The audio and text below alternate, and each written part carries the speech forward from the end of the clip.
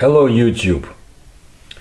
Looking at some of the criminal reports from modern Russia, I am reminded about something that took place about 25 years ago, and a new fashion that swept some of the smaller Russian towns. It has to do with the so-called wannabe vampires. And reports that I would receive from the Russian Far East from my colleagues contain some very unusual stories. One of the reports was sent to me by Alexander Rempel, who was very active in the paranormal research of the Russian Far East. And he told me a very interesting story. Once a week, 10 people would gather in the Alexei Vladimirovich apartment in Vladivostok, Russia. What brought them together was their passion for blood. It mattered not whose blood. Most often it was the bird blood.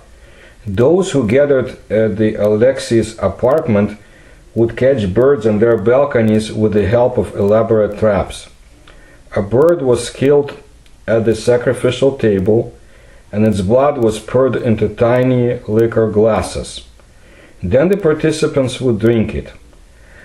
After the feast, there usually was an hour-long exchange of opinions and idle talk, and then the guests would leave.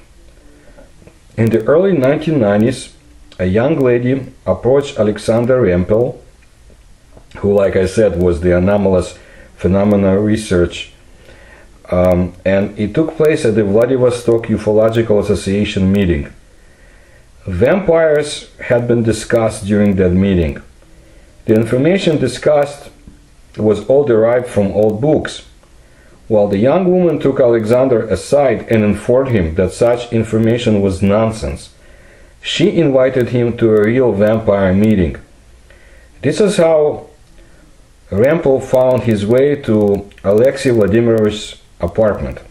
Once inside, Rempel noticed curtain-shrouded windows, silver candlesticks, a sacrificial table, and a metal tray with miniature crystal glasses. One of the men cut the head off of a captured pigeon and collected the blood in a wide-rimmed goblet.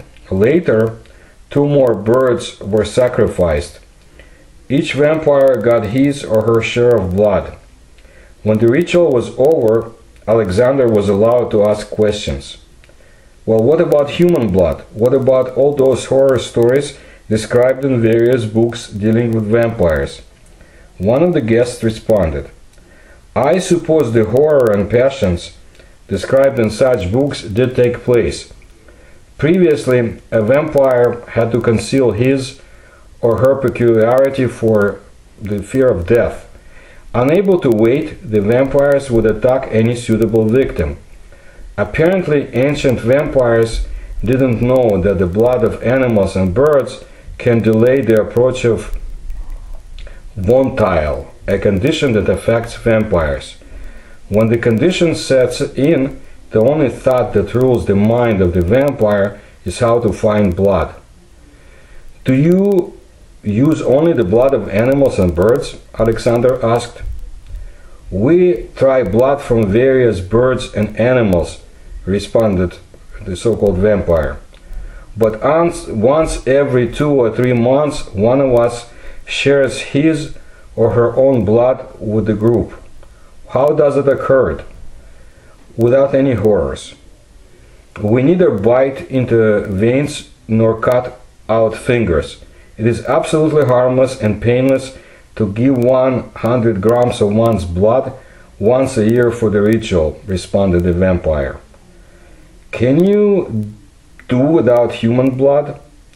What kind of vampires would we be then? We would be bloodsuckers. If we do not consume human blood for a long period of time, a depression sets in. Fevers develop and some of us get convulsions. Avian blood delays these conditions, but we need human blood at least every 3 or 4 months," responded the Russian vampire. Then vampirism is a sickness, said Alexander. For us, blood is what insulin is for diabetics, said the vampire. Has the need for blood increased? No. Previously we needed more blood, and now 2 or 3 sips are sufficient. Can the dwellers of Vladivostok rest assured that you will not suck the blood of innocent victims? And the so-called vampire responded, we are ready to commit ourselves to it. Well, I think they should have been committed, but as the Alexander left the vampire's apartment, he was convinced that these were adults playing a childish game. The desire to be among real vampires can lead to far-fetched psychological dependence. In this case, it is dependence on blood.